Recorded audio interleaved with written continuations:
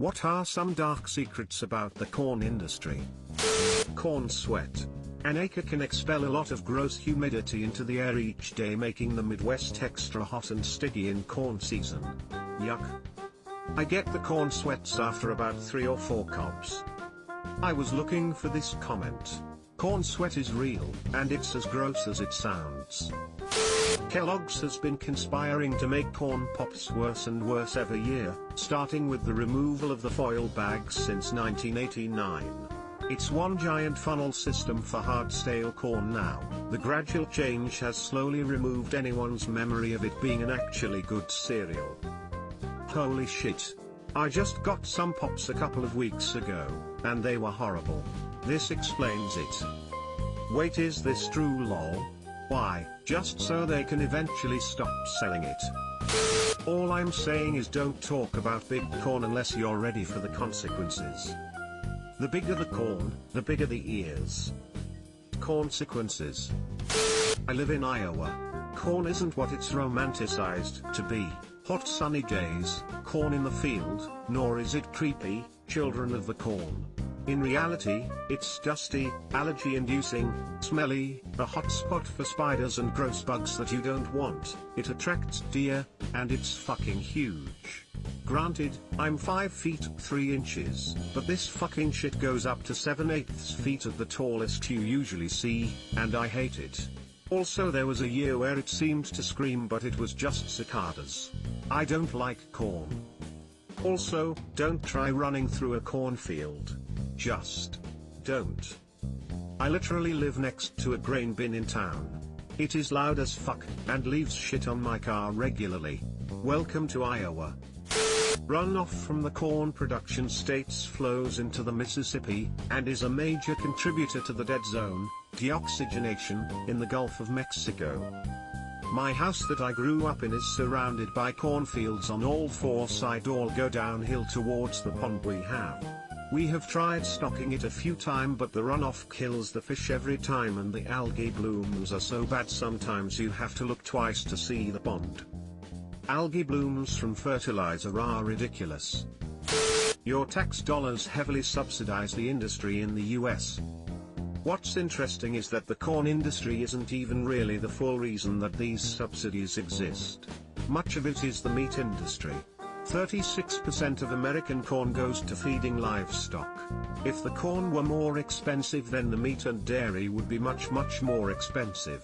Thus the livestock industry lobbies for subsidies on things like corn. They essentially get double subsidies because the government subsidies meat and dairy too. Plus mandating its use to make ethanol, mandating that it be added to gasoline, forcing that fuel to be less efficient, and then mandating that we buy it at the gas pumps. If it was that good, it wouldn't need all those mandates. Our nation's largest refiner of gasoline is also one of the largest purchasers of corn and one of the largest distiller of ethanol. That can't be pipelined BTW, so it has to travel in the least safest, most expensive way, trucks that burn diesel, to find its way into our gasoline. Plus on top of all that, it's food, and we're burning it as motor fuel. It's a loser any way you measure it, and it's a lateral for emissions quality. WTF, do we still do it? Heard they're reforming the Corn Guard, dark secret hunters or something, in the old fort near Ifton. Might consider joining up myself. Do you visit the Plough district often? I was once an agriculturer like you, until I took a cob to the knee. Recently saw a corn-like dildo invented by some horny researchers stating that the corn-like texture stimulated the right spots in the vagina. What if someone used actual corn? Here we go. Corn monoculture is terrible for the ecosystem where it's grown. Pretty much any monoculture is massively destructive.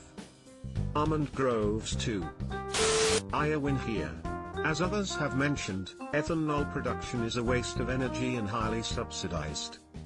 You just can't get the same energy out of biofuels that you can out of matter that has been pressurized for millions of years. Corn is also a huge nitrogen suck.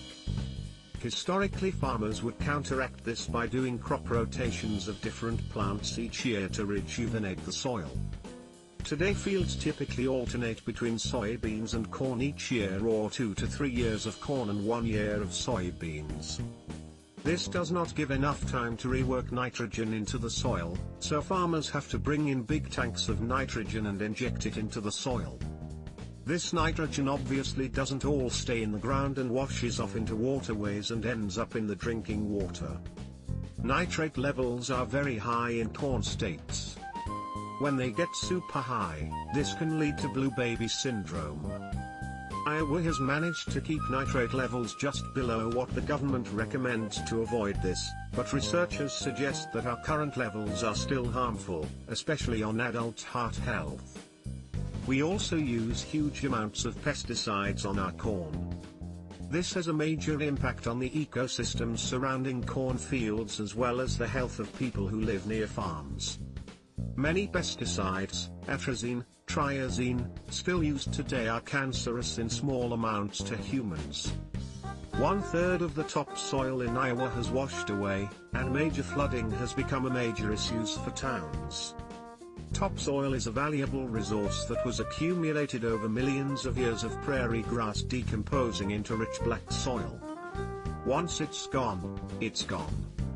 We could help stop this process by dedicating more farmland to perennial grassland to anchor soil in place, as well as growing more cover crops. Sustainability is not the name of the game in farming, though. 98% of Iowa's land is different than its original landscape. The saddest thing is farmers don't have any control in all of this. The same companies that sell corn seeds buy the corn and get to decide exactly how much money farmers make. They also don't let farmers keep their own seeds. This means that a farmer's wage has been declining for decades, and farmers have to keep growing the land they farm to break even. This means that one farmer is farming much more land today than in the past, and many farmers have left the trade altogether. There are hundreds of small ghost towns in states like Iowa from this process. Basically, the corn industry is super fucked up and unsustainable. We should be doing more to try and fix it. Well said. Corn-based ethanol fuels are one of the biggest boondoggles to happen to this country.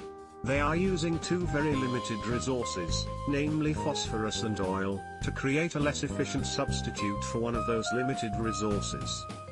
Scary stuff. What's scarier is that many don't know about the soil issue the American Midwest is facing. If soil regeneration is not taken seriously, we could face the desertification of a serious percentage of the Midwest.